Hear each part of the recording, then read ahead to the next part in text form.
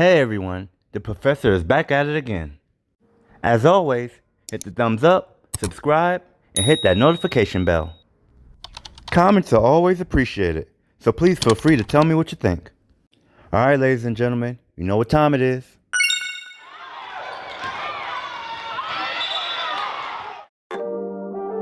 This first clip touches on how to obtain and maintain legal guarding position.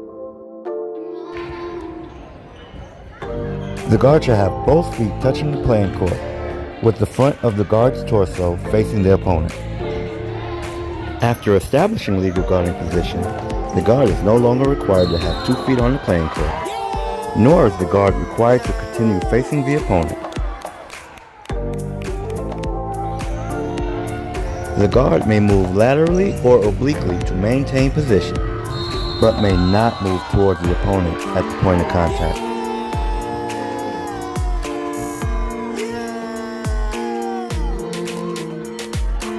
The guard may raise hands or jump within the guard's own vertical plane.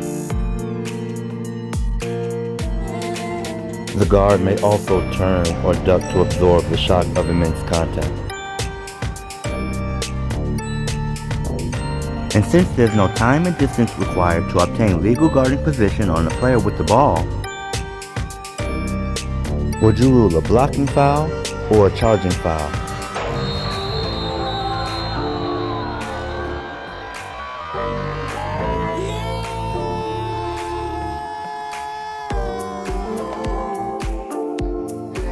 This next play is the play of verticality.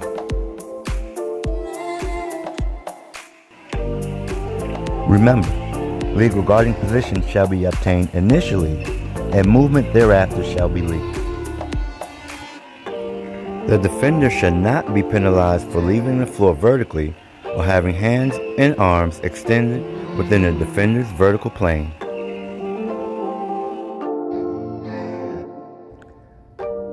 The player with the ball is to be given no more protection or consideration than the defender in judging which player has violated the rules.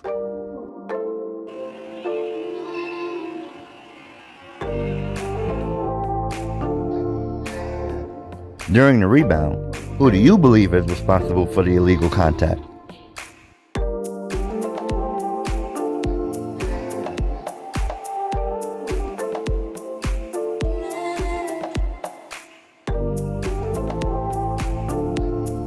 Since there's no team control during a shot attempt, all players are allowed freedom of movement, as long as that spot is legally obtained without illegally contacting your opponent. So let's break down how these players got to the floor. While players position themselves to gain a better position while the ball is in the air for a rebound, if needed, officials should position adjust as well. While there is no illegal contact in this first frame is actually the most important.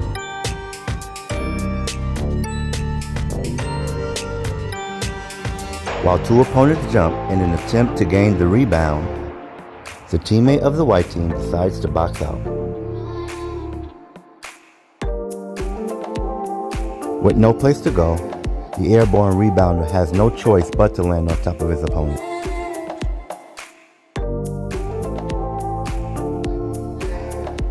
So, if you catch this play too late, you'll have a foul on blue for jumping on white's back. And if you catch it from the start, you'll have a foul on white for displacing blue while he's in the air.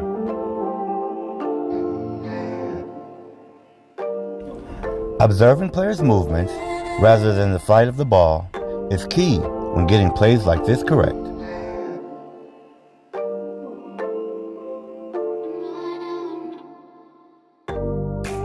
Let's review time and distance needed to set a legal screen. Every player has a right to a spot on the court as long as they obtain that spot legally. And being first to a spot doesn't always equate to being legal.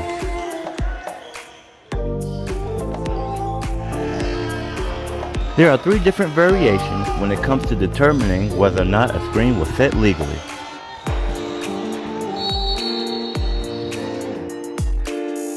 The first one is setting a screen within the court vision of the opponent being screened, with no motion. There is no time and distance needed in order to set a legal screen. The second is known as a blindside screen and is set from the back of his opponent. In order for this screen to be set legally, the opponent being screened must be stationary and must be given one full step prior to contact.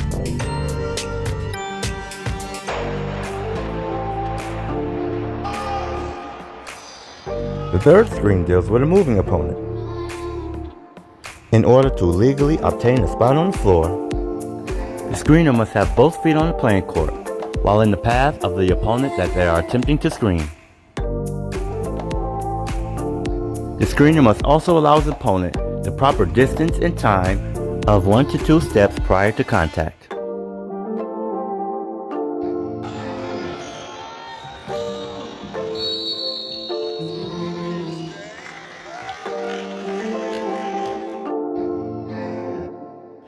Who do you believe fouled who on this play? 5-point lead. Oh, what a tough. Oh, mama! No basket. A defender's torso is used to classify whether or not they are legal. And depending on the severity of the contact outside of the torso, that contact may be ruled incidental or illegal. Oh, what a tough. Oh, mama!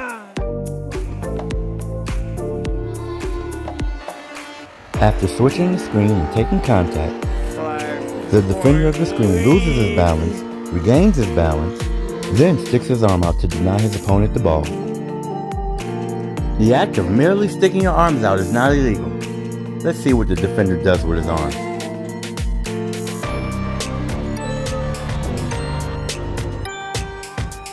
Unless the defender is not allowing the offensive player freedom of movement, this contact is not illegal.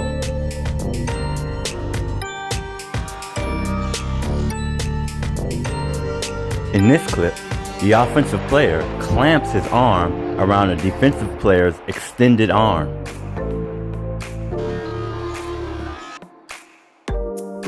Here's where things get tricky. Is the defender reaching through the offensive player, committing a personal foul? Or is the offensive player clamping down on the defender's arm, which is an offensive foul?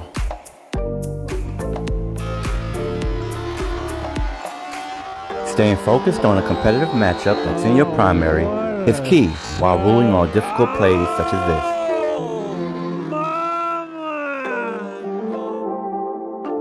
this. This last clip focuses on protecting the shooter as well as the defender of the shooter.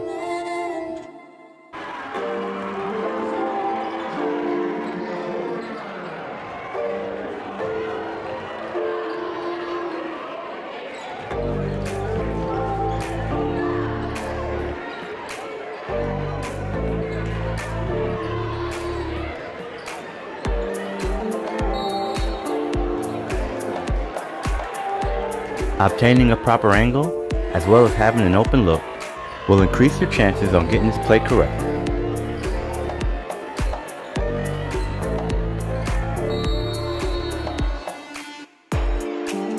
As this play starts to unfold, the defender is more than 6 feet away from the offensive player. The defender then decides to jump past his opponent in an attempt to distract him while shooting.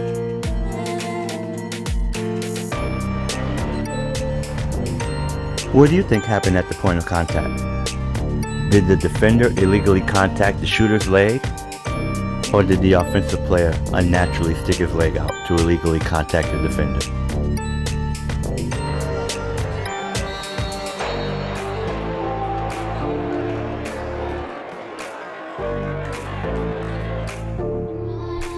Hello everyone out there. I really enjoy putting these videos together. So the more you share, like, and subscribe, the more I can do for you. Your comments and suggestions are helpful as well. So please, keep them coming. Well, that's all I got for now. See you next time.